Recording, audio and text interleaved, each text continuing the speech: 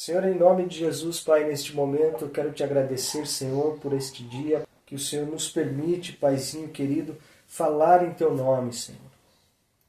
Em nome de Jesus eu te peço, Pai, que o Senhor esteja neste momento com os meus irmãos, com as minhas irmãs que aqui participam conosco, que teu Espírito Santo, Pai, esteja os visitando, Senhor.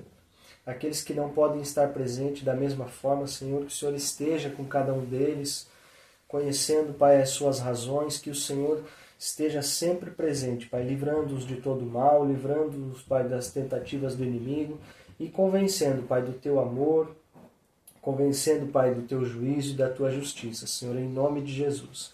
Pai, neste momento eu quero colocar este estudo, Pai, em tuas mãos, eu quero me colocar, Senhor, nas tuas mãos aqui, para que eu não venha falar nada de mim, ó Senhor, mas que seja o teu Espírito que fale, ó Pai, que a tua presença, Senhor, seja a prioridade em nosso meio, Senhor, que não venhamos nos distrair, ó Pai, que não venhamos aqui dar ouvidos aos nossos pensamentos, Pai, mas que tenhamos os ouvidos e corações abertos somente à tua palavra neste momento, Pai.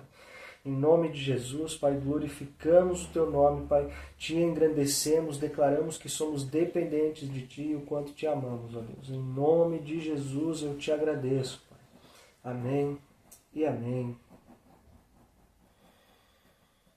Bem, bom, para aqueles que entraram enquanto eu não estava vendo, boa noite, boa tarde, bom dia.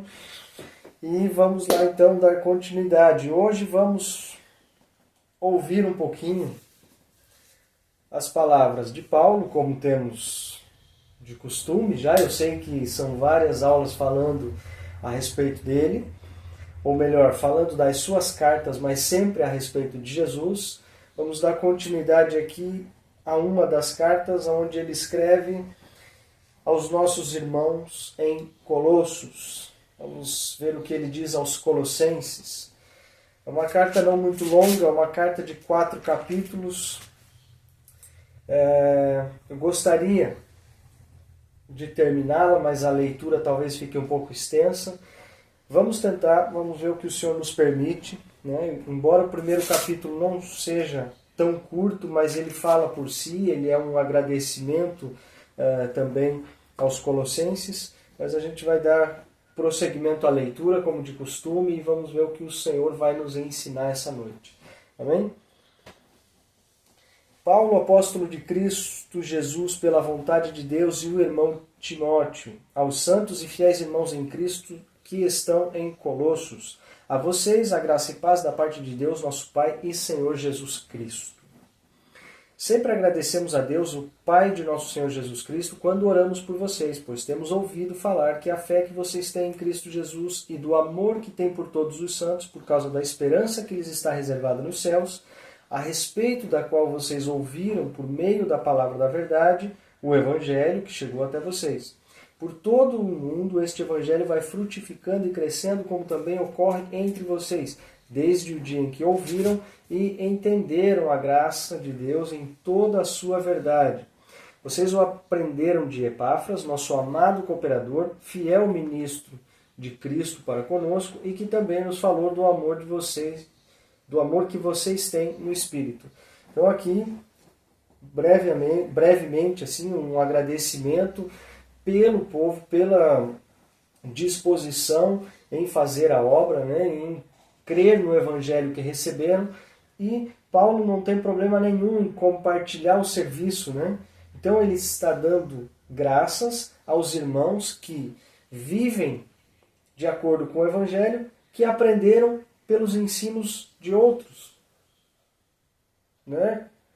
Foi aqui Epáfras que apresentou este Evangelho, que acompanhou talvez os colossenses ali em determinados momentos e tudo. Então notem que não há esse problema, né, entre eles. Ainda assim, Paulo agradece. Por que eu digo isso? Porque nos dias de hoje a gente sabe bem que é muito diferente, né? Então quer dizer, se eu estou ensinando aqui na quarta-feira, ai daquele que for visitar uma outra igreja e ouvir um outro evangelho através de uma outra pessoa. Mas como assim? Não sou eu o dono da verdade. Não posso monopolizar o reino de Deus só para mim, só para minha igreja, só para minha comunidade ou meu círculo de pessoas. A gente vai ver um pouquinho adiante aqui que o reino é um, como já conhecemos, e Cristo veio se sacrificar por nós justamente para nos unir e não para separar. Então, vemos aqui a ação de graças de Paulo para com os colossenses aqui pela comunhão no Espírito em que eles têm, independentemente de onde ouviram, de quem aprenderam, desde que pratiquem o mesmo Evangelho que diz respeito a Cristo. Não estamos falando de diferentes divisões religiosas. Estamos falando do mesmo Evangelho. Amém? Verso 9, para continuar. Por esta razão, desde o dia em que ouvimos, não deixamos de orar por vocês e de pedir que sejam cheios do pleno conhecimento da vontade de Deus, com toda a sabedoria e entendimento espiritual. E para que vocês vivam de maneira digna do Senhor e em tudo possam agradá-lo, frutificando em toda a obra, crescendo no conhecimento de Deus e sendo fortalecidos com todo o poder, de acordo com a força da sua glória, para que tenham toda a perseverança e paciência com alegria, dando graças ao Pai, que nos tornou dignos de participar da herança dos santos no reino da luz. Pois ele nos resgatou do domínio das trevas e nos transportou para o reino do seu Filho amado, em quem temos a redenção, a saber, o perdão dos pecados. Resumo da ópera: vivam de acordo com tal evangelho, deem graças a Deus, Pai do Senhor Jesus Cristo, que deu o seu Filho para que nós pudéssemos ser redimidos. Ponto.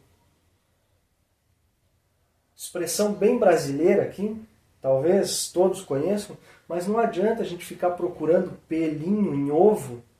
Ah, mas e isso? E aquilo? E aquele outro? Como é que foi isso? Por que aquilo? Por que isso pode, isso não pode? Não, simples e objetivo. Deem graças a Deus pela sua misericórdia de ter enviado o seu Filho para nos salvar e redimir dos pecados. Ponto.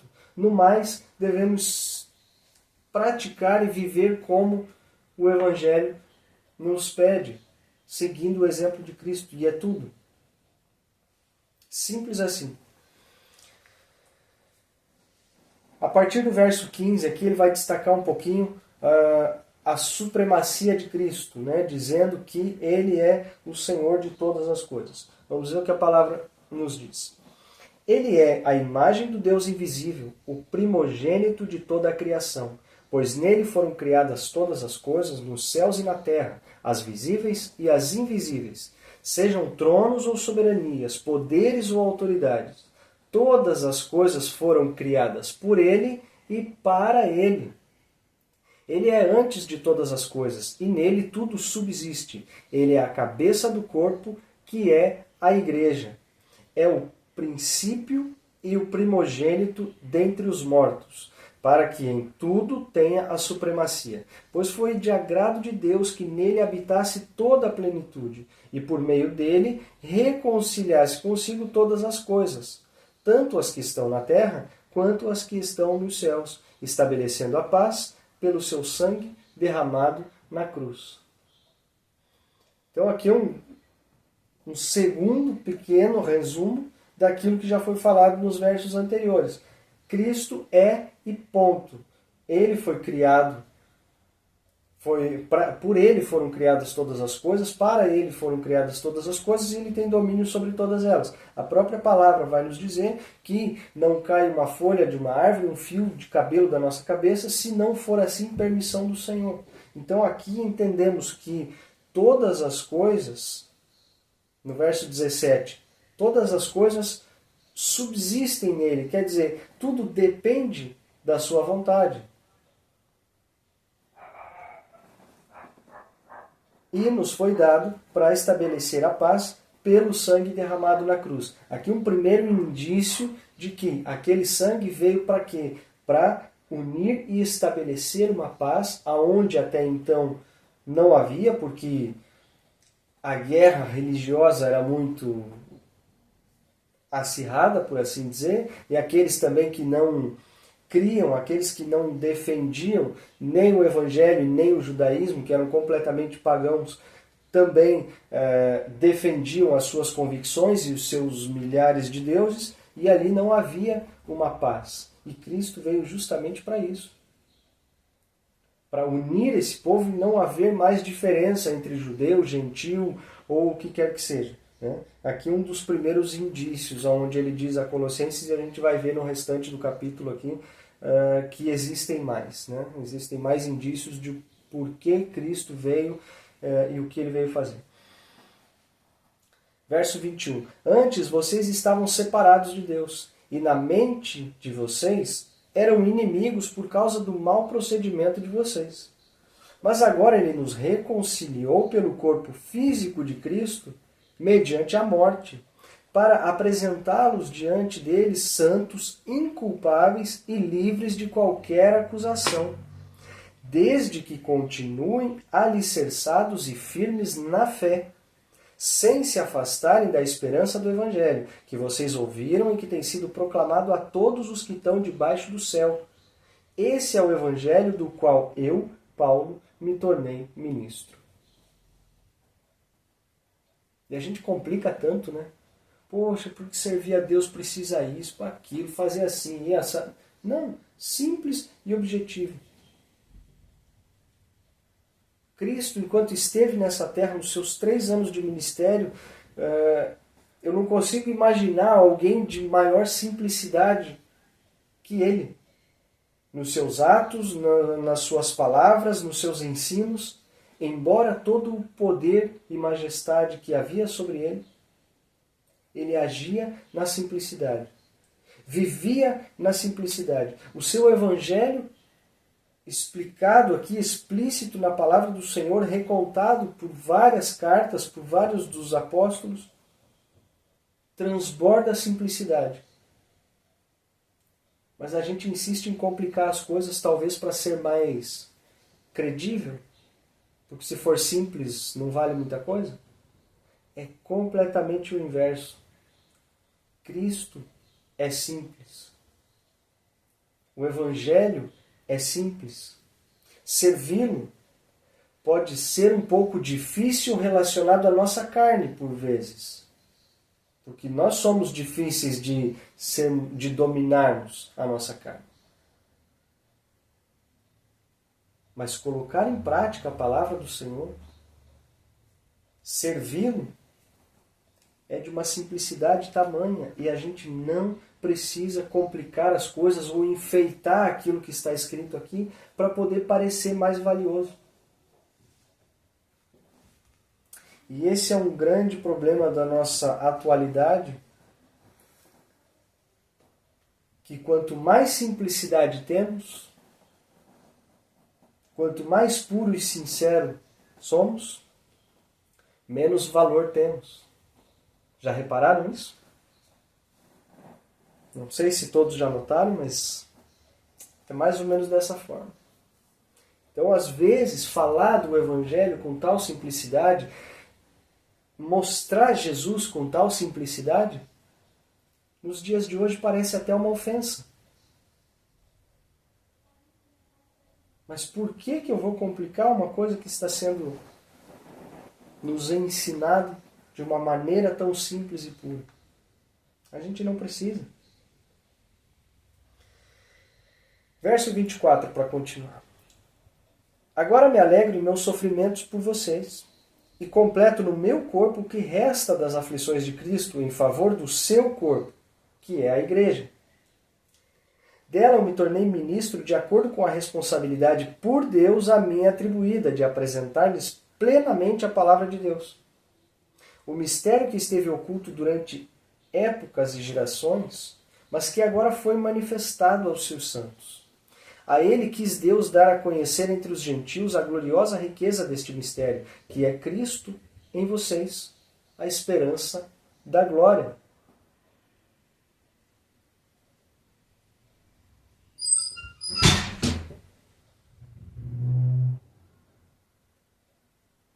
Tamanha simplicidade e a gente complica. A ele quis Deus dar conhecer entre os gentios a gloriosa riqueza deste mistério. Qual é a gloriosa riqueza deste mistério? Que é Cristo em vocês. Ponto. A riqueza deste mistério, a riqueza deste evangelho, não é a promessa de que tudo irá bem. Não é a promessa de que Deus vai honrar você em todas as posições possíveis. De que Ele vai te dar tudo aquilo que o seu coração deseja. Não é essa a riqueza do evangelho. Não é isso. Não estou dizendo, por favor, não me interpretem mal, que o outro lado da história, aquilo que às vezes temos sim o desejo, o nosso coração anseia por uma melhora aqui, uma melhora ali, um carro, um trabalho, uma casa. Eu não estou dizendo que isso venha a ser pecado. Não. Não há mal nenhum, não há erro nenhum nisso. O erro está em inverter esses valores e esperar de Deus somente essas coisas e esquecer da riqueza do mistério do Evangelho que é Cristo em nós. Todas as outras coisas, como a palavra nos diz, nos serão acrescentadas sem algum problema, sem alguma culpa, sem algum pecado. Se antes buscarmos o reino de Deus e a sua justiça, se antes colocarmos em nós a prioridade que é Cristo Jesus e não nos esquecermos do seu sacrifício na cruz por nós.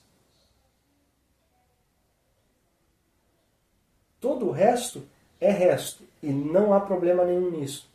Mas nós não podemos inverter estas coisas, colocar isto como prioridade na nossa vida, como sendo verdadeiramente Deus na nossa vida, e deixarmos o verdadeiro evangelho, a verdadeira razão de estarmos aqui, em segundo plano.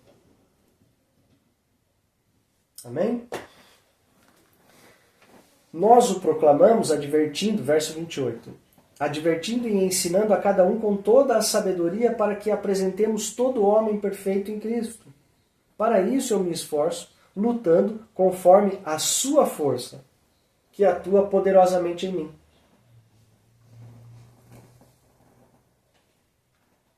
Advertindo, ensinando com toda a sabedoria, Paulo, ele se esforça lutando com a sua força. A força do Senhor nele. Aonde ele já nos declarou aqui em outras cartas que a graça do Senhor basta para ele.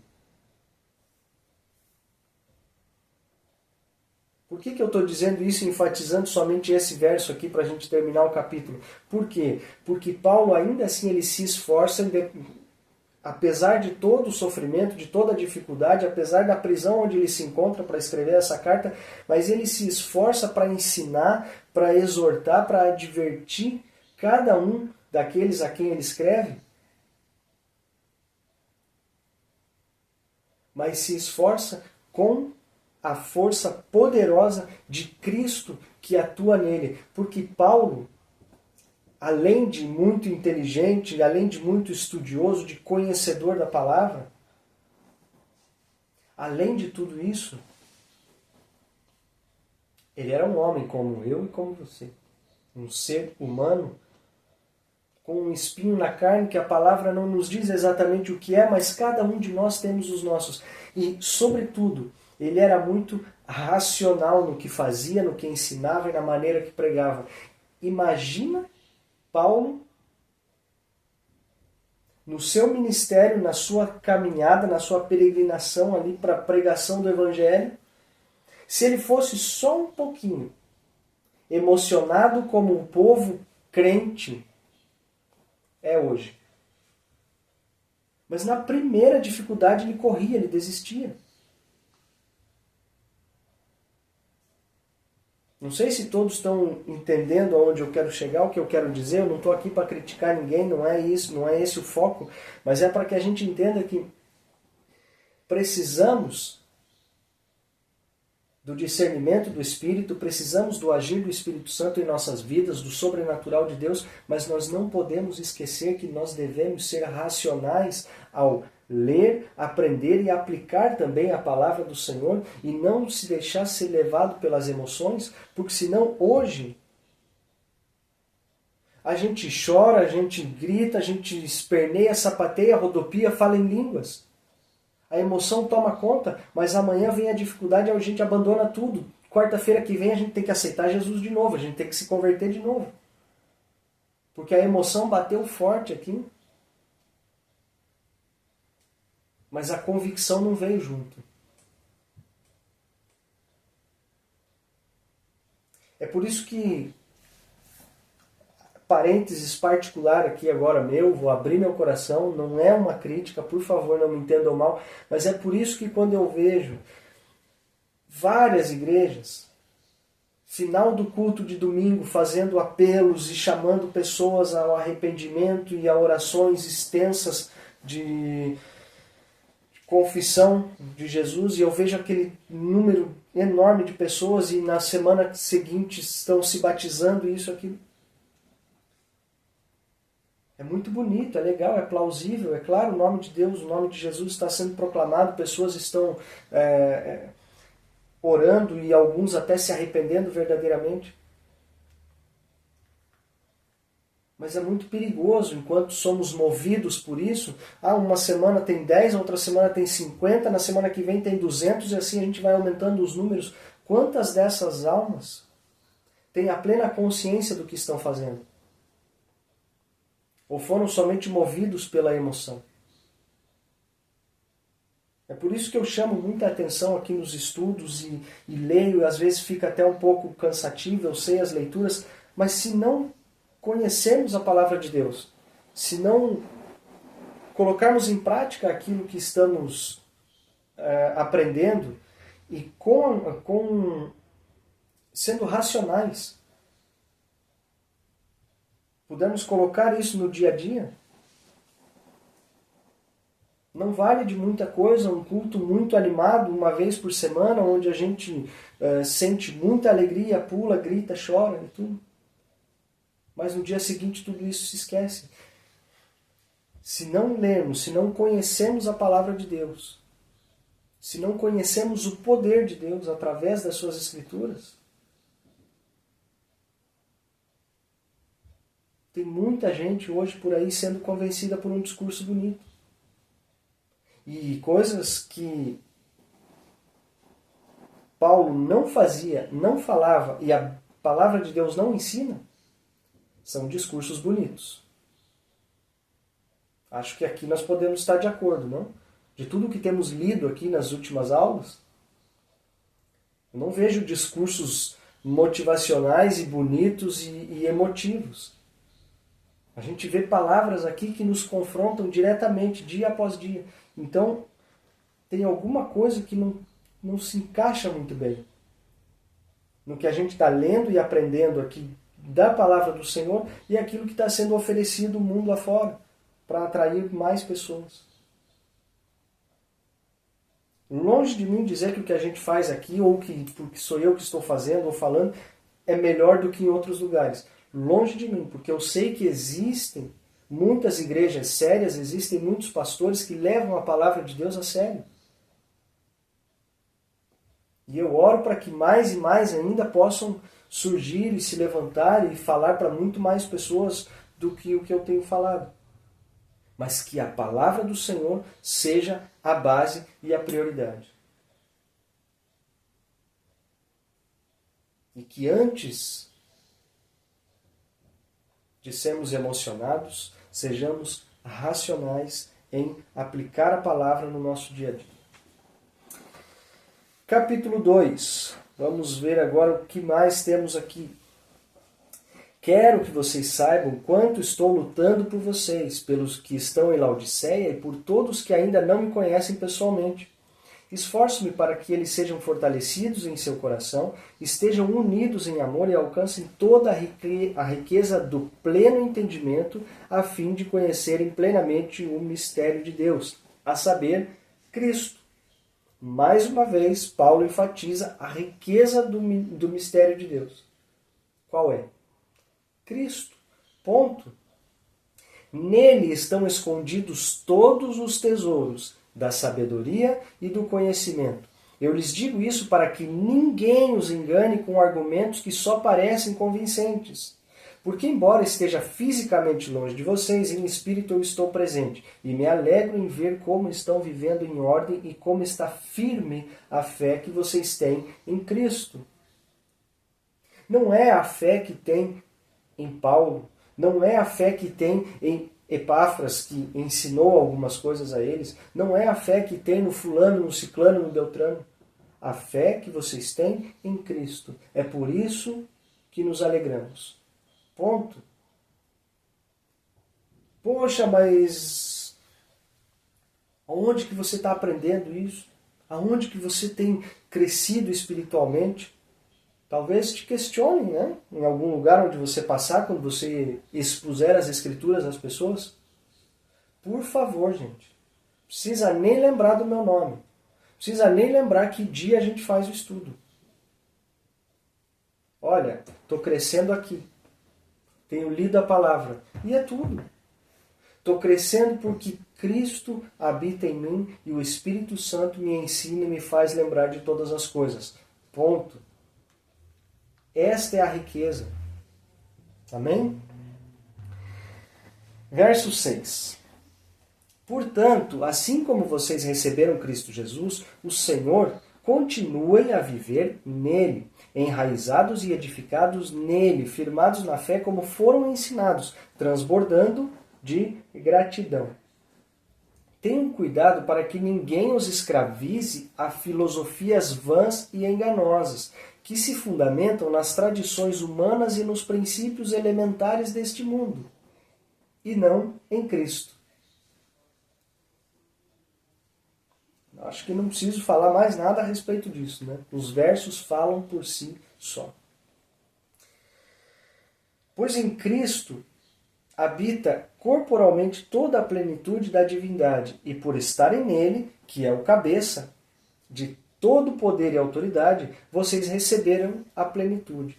Nele também vocês foram circuncidados, não com uma circuncisão feita por mãos humanas, mas com a circuncisão feita por Cristo, que é o despojar do corpo da carne. Isso aconteceu quando vocês foram sepultados com ele no batismo e com ele foram ressuscitados mediante fé no poder de Deus que o ressuscitou dentre os mortos.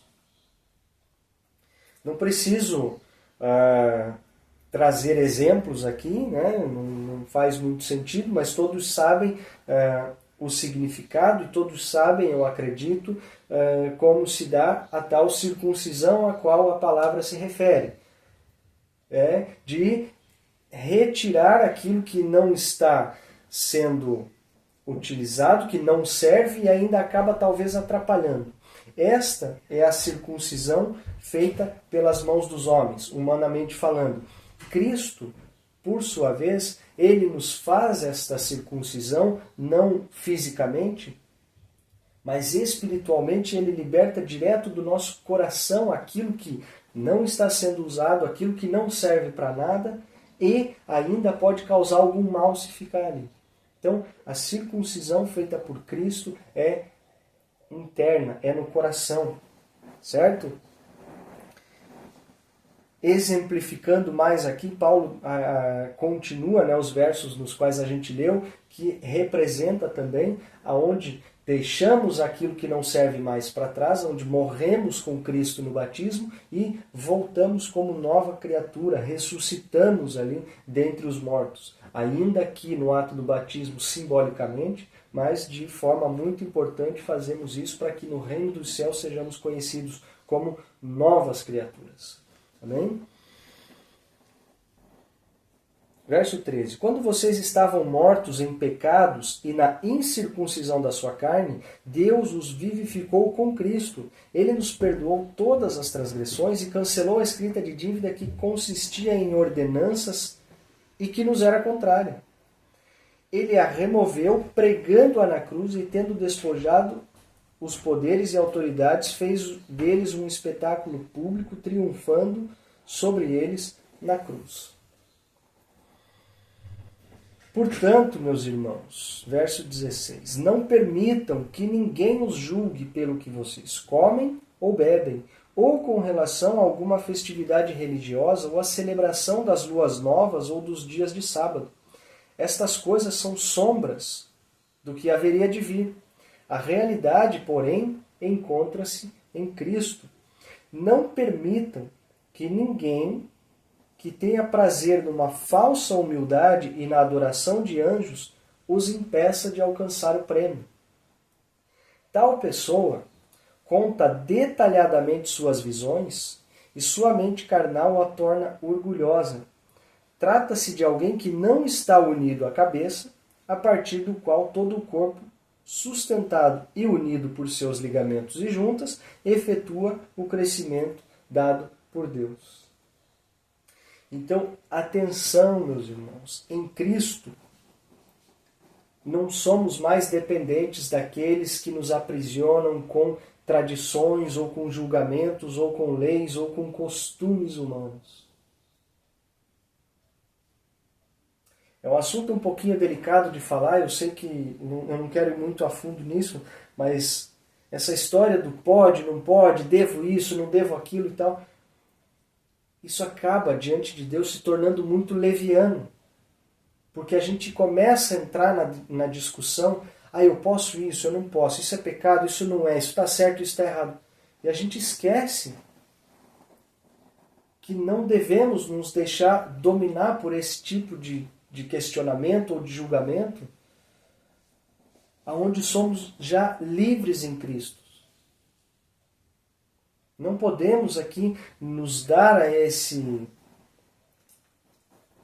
essas situações de que pessoas venham dizer, você tem que fazer assim para ser mais santificado, você não pode fazer assim porque senão você perde a tua salvação, ou porque você está se afastando de Deus, ou isso ou aquilo. E a gente tira os olhos de Cristo e a gente começa a entrar em discussões que não nos cabem. E Paulo está dizendo aqui, já dizia aos Colossenses e está nos lembrando nos dias de hoje. Não permitam que ninguém os julgue pelo que come, pelo que bebe, pela festa, ou por isso, ou por aquilo, ou por aquele outro. Sejamos prudentes, meus irmãos. Não é para sair fazendo tudo o que dá na cabeça e dizer assim, eu posso tudo em Cristo, sou livre e não devo nada para ninguém. Não. Existe um equilíbrio. Porque a própria palavra vai dizer que todas as coisas me são permitidas, mas nem todas são lícitas. Se a gente for um pouquinho mais longe, a palavra vai dizer, ai daquele a quem fizer o seu irmão tropeçar. Então quer dizer, eu sou livre, mas em determinadas situações, em determinadas atitudes, se eu pratico e escandalizo o meu irmão, será que faz bem mesmo eu praticar? Eu não posso usar desse pretexto de liberdade para fazer aquilo que me dá na cabeça e escandalizar o meu irmão que talvez não tenha o mesmo entendimento. Então precisamos agir com prudência e não usar uma coisa como desculpa em detrimento da outra. Conseguem me entender?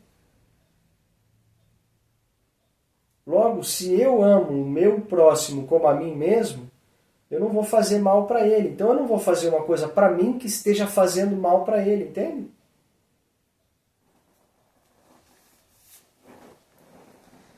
Verso 20. Já que vocês morreram com Cristo para os princípios elementares deste mundo, por que, como se ainda pertencessem a eles, vocês se submetem a regras? Não manuseie, não prove, não toque. Todas estas coisas estão destinadas a perecer pelo uso, pois se baseiam em mandamentos e ensinos humanos. Essas regras têm de fato aparência de sabedoria, com a sua pretensa religiosidade, falsa humildade e severidade com o corpo, mas não tem valor algum para refrear os impulsos da carne.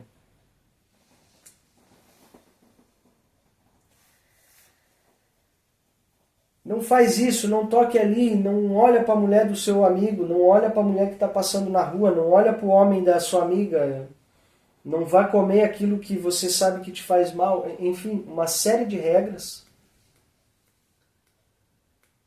que para parecer bem diante dos outros, quando me falam para não fazer porque ofende a palavra, eu até pratico para parecer santo. Traduzindo esses versos aqui que já são bem claros. embora eu obedeça todas as regras para parecer certo, o Senhor vai ver aquilo que eu estou deixando de fazer ou Ele vai sondar a intenção do meu coração? Não adianta nada, meus irmãos, a gente não praticar porque estão falando para não fazermos, mas o nosso coração está cheio de desejo para fazer aquilo porque queremos satisfazer a nossa carne. Eu dou alguns exemplos aleatórios aqui, que é o que me vem na cabeça, mas a gente sabe, como eu disse anteriormente, qual é o nosso espinho na carne. Aonde que é o caminho que eu não posso passar nem perto. Cada um de nós temos os nossos.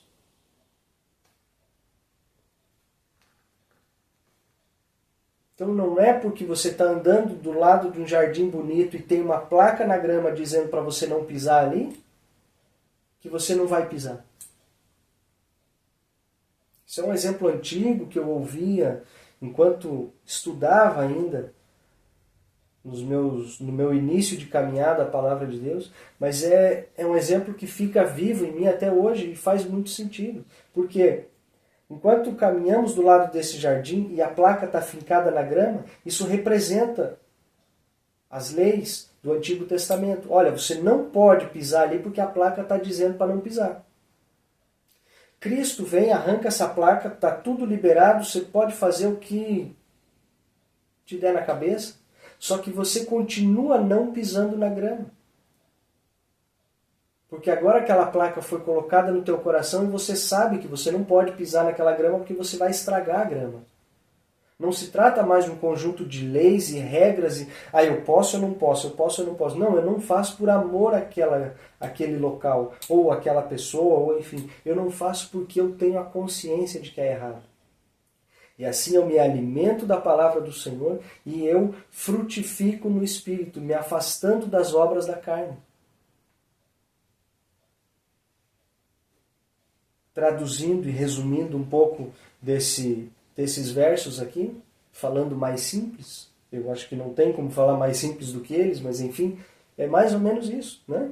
Essas regras, o verso 23 eu vou repetir, essas regras têm de fato aparência de sabedoria com a sua pretensa religiosidade, falsa humildade e severidade com o corpo, mas não tem valor nenhum para refrear o impulso da carne. É verdade ou não? Ou só porque tem uma regra a gente deixa de pensar bobagem? A gente deixa de ter os nossos desejos? Não. A gente vai deixar de tê-los a partir do momento onde nos deixamos ser guiados pelo Espírito e por Cristo. Não é por seguir isso, seguir aquilo, seguir aquele outro, seguir aquilo que falaram, ou a tradição tal, ou fazer assim, ou orar desse jeito tantas vezes por dia. Não é o conjunto de regras que vai mudar o seu coração, meu irmão. O conjunto de regras é bom para o exterior, para mostrar para todo mundo que a gente cumpre bonitinho. Mas o único que muda de dentro para fora é quando você convida Jesus para habitar aqui dentro. Quando você deixa o controle para Ele. Aí pode não ser tão simples, eu sei. Mas é a única maneira. E não por acaso, capítulo 3 vai iniciar com tal título. Não sei se a tua Bíblia fala assim. Instruções para um viver santo. Opa! Interessante isso, né? A gente está livre do legalismo, a gente está livre daquelas regras, disso, daquilo, tá bom, mas como é que eu faço então daqui para frente? A própria palavra se explica, o próprio Senhor providencia a saída, o escape, o ensino. Capítulo 3. Portanto, já que vocês ressuscitaram com Cristo, procurem as coisas que são do alto, onde Cristo está assentado à direita de Deus. Já resume todo o capítulo. Você morreu com Cristo, renasceu com Ele. O que eu faço agora? Procura Cristo. Procure as coisas do alto. Mantenham o pensamento nas coisas do alto e não nas coisas terrenas, pois vocês morreram e agora sua vida está escondida com Cristo em Deus. Quando Cristo, que é a sua vida, for manifestado, então vocês também serão manifestados com Ele em glória.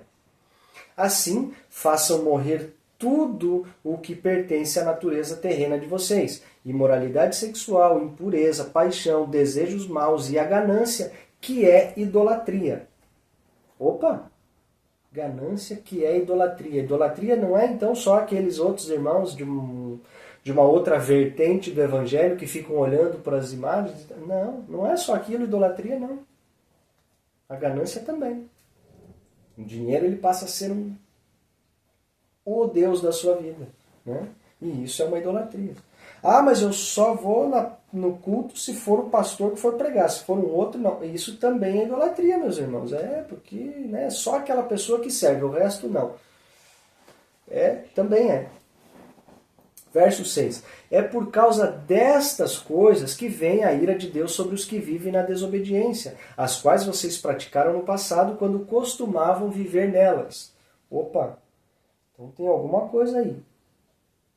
Se a ira de Deus vem por essas coisas e a gente vê que a ira de Deus não se afasta em determinados momentos, como é que está a prática diária?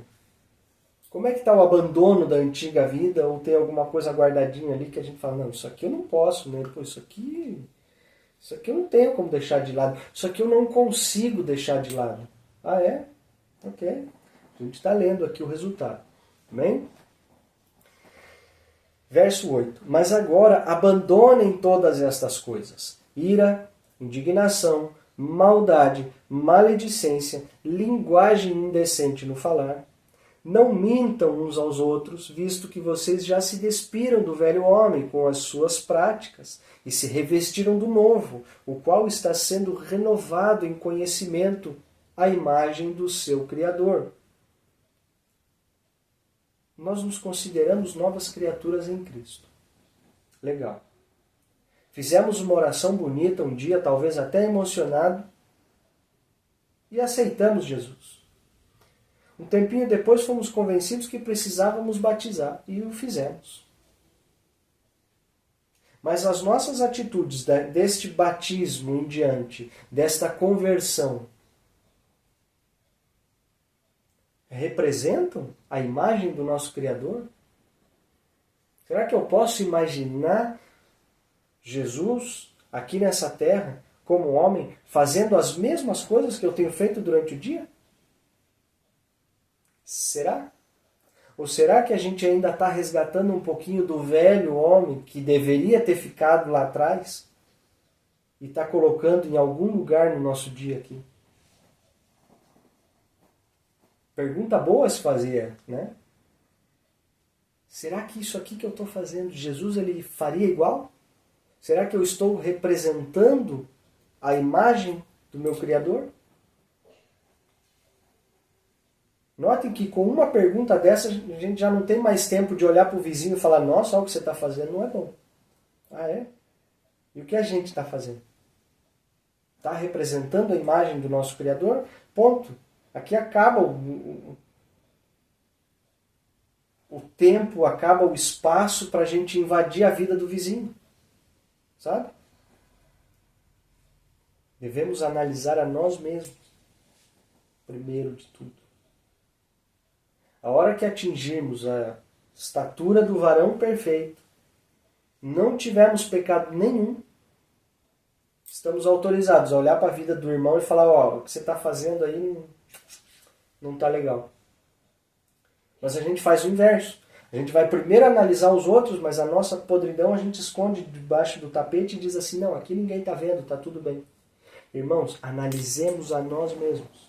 Eu sou o primeiro da fila, tá? Não estou aqui jogando esse peso em cima de cada um, mas essa palavra é para cada um de nós e eu sou o primeiro da fila. Amém? Nessa nova vida, verso 11, já não há diferença entre grego, judeus, circunciso, incircunciso, bárbaro e cita, escravo e livre, mas Cristo é tudo e está em todos. Opa!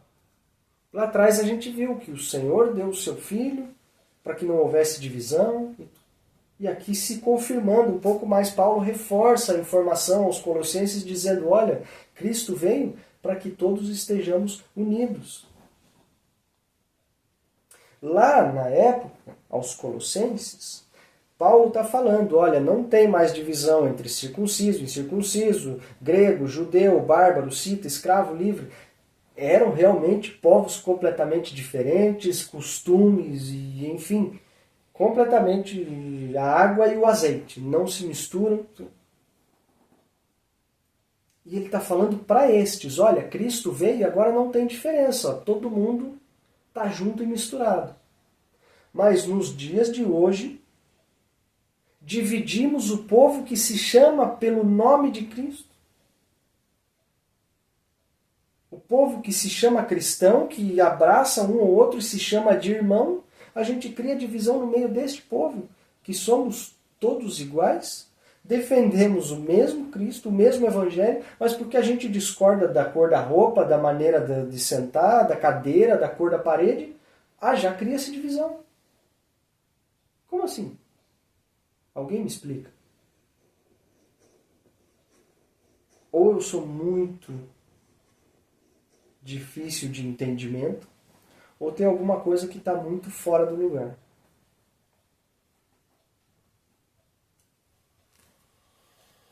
Portanto, como povo escolhido de Deus, santo e amado, revistam-se da profunda compaixão, bondade, humildade, mansidão e paciência. Suportem-se uns aos outros e perdoem as queixas que tiverem uns contra os outros. Perdoem como o Senhor lhes perdoou. Acima de tudo, porém, revistam-se do amor, que é o elo perfeito. Que a paz de Cristo seja o juiz em seu coração, visto que vocês foram chamados para viver em paz, como membros de um só corpo, e sejam agradecidos. Habite ricamente em vocês a palavra de Cristo. Ensinem e aconselhem-se uns aos outros com toda a sabedoria e cantem salmos, hinos e cânticos espirituais com gratidão a Deus em seu coração. Tudo o que fizerem, seja em palavra ou em ação, façam em nome do Senhor Jesus, dando por meio dele graças ao Pai.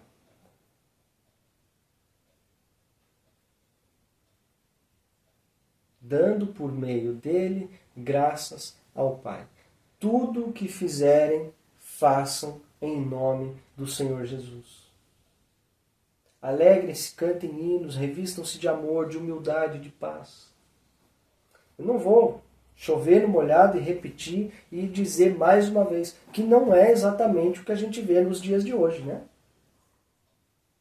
Irmãos, precisamos nos revestir do amor de Cristo, que sendo traído, humilhado, cuspido, açoitado, fechou a sua boca, se entregou como deveria ser. Mas nós, por muito menos, queremos fazer a nossa justiça. O quê? Falou mal de mim? Me caluniou? Mentiu? Eu vou tirar satisfação agora, eu vou ligar, eu vou lá, vou visitar, vou na casa, porque isso não pode ficar assim. É sério mesmo? Meus irmãos, pratiquemos a palavra do Senhor.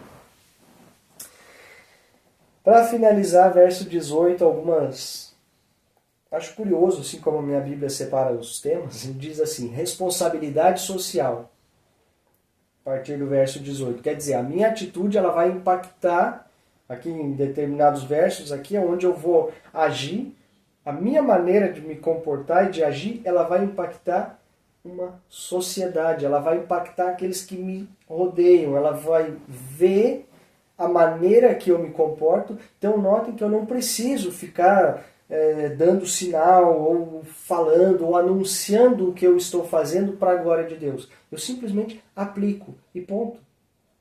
Não precisa de explicação. Mulheres, sujeite-se cada uma ao seu marido, como convém a quem está no Senhor. Como convém a quem está no Senhor. Aquele que não está, ela não precisa sujeitar, ela não precisa fazer muita coisa e tudo. Por quê? Porque cada um vive de acordo com aquilo que lhe apetece. Mas como convém a quem está no Senhor, a mulher deve se sujeitar ao seu marido. Isso é só um verso, não é um peso para as mulheres e o marido não tem obrigação nenhuma. Calma lá, tem contexto para frente. Maridos, Ame cada um a sua mulher e não a tratem com amargura. Filhos, obedeçam a seus pais em tudo, pois isso agrada ao Senhor. Pais, não irritem os seus filhos, para que eles não desanimem.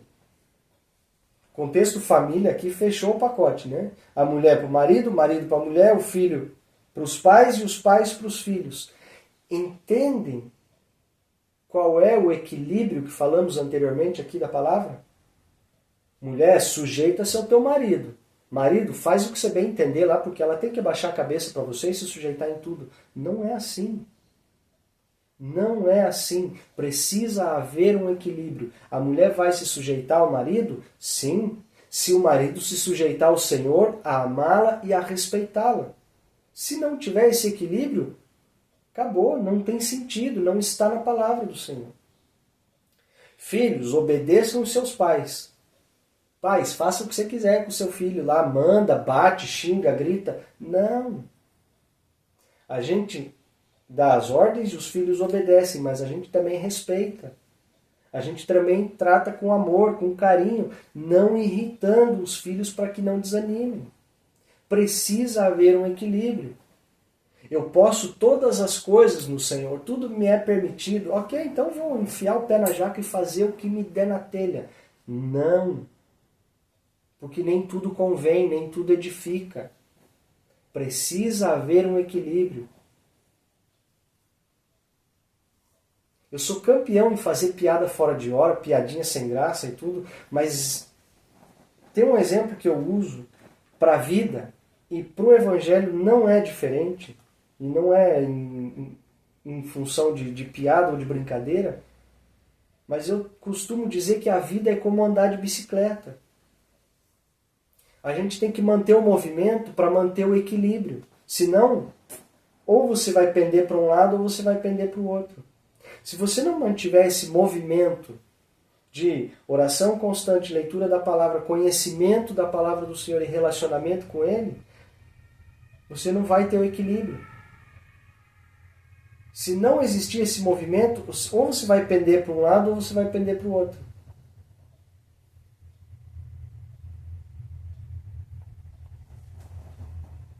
Verso 22, para a gente finalizar o capítulo aqui, que hoje eu fui um pouquinho longe, mas graças a Deus o contexto que estava na minha mente conseguimos finalizar.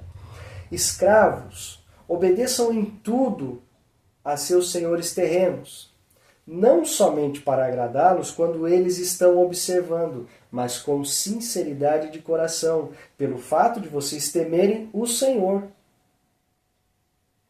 Tudo o que fizerem, façam de todo o coração como para o Senhor e não para os homens, sabendo que receberão do Senhor a recompensa da herança. Talvez na atualidade, aqui na época, falava-se também somente em escravos.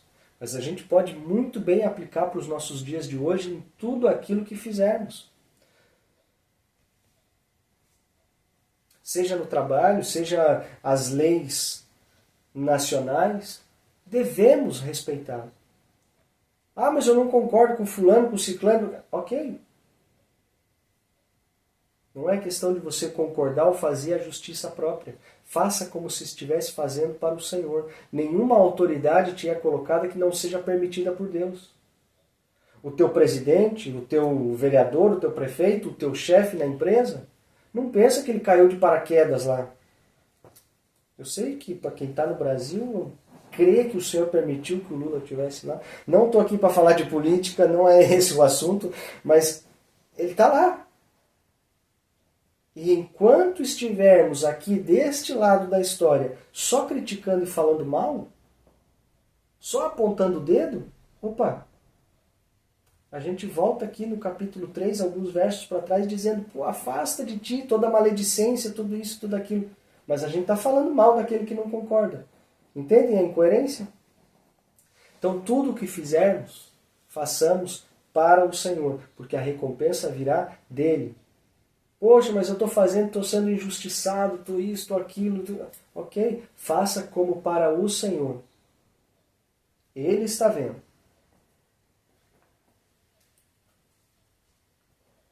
É a Cristo, o Senhor, que vocês estão servindo. Verso 25. Quem cometer injustiça, receberá de volta injustiça, e não haverá exceção para ninguém. Poxa, mas olha o que estão fazendo em tal país, em tal cidade, ou mesmo dentro da empresa, comigo e tal. Isso não é justo. A palavra de Deus está aqui clara, simples e explícita. Não haverá exceção para ninguém. Aquele que pratica injustiça, ela vai voltar. É a lei da semeadura. A palavra de Deus ela não vai se contradizer, meus irmãos. Não vai se contradizer. E aqui fica a nossa esperança, para que não coloquemos tal esperança nos nossos braços, na nossa força ou na nossa inteligência. É o Senhor que pelejará por vós. Amém? Que este aprendizado fique por aqui hoje, mas que ele frutifique durante a semana na vida de cada um de vocês. Em nome de Jesus é o que eu oro e desejo do fundo do meu coração. Que o Espírito Santo possa fazer germinar cada uma dessas sementes que caiu no coração de vocês e que a palavra do Senhor venha a ser a luz e a base para esse restinho de semana. E este restinho de vida que nos resta e até que o Senhor venha nos buscar. Em nome de Jesus. E agora, como de costume, é com vocês. Se alguém tiver algo a acrescentar, a compartilhar com relação à aula, seja livre, fique à vontade. Deus abençoe.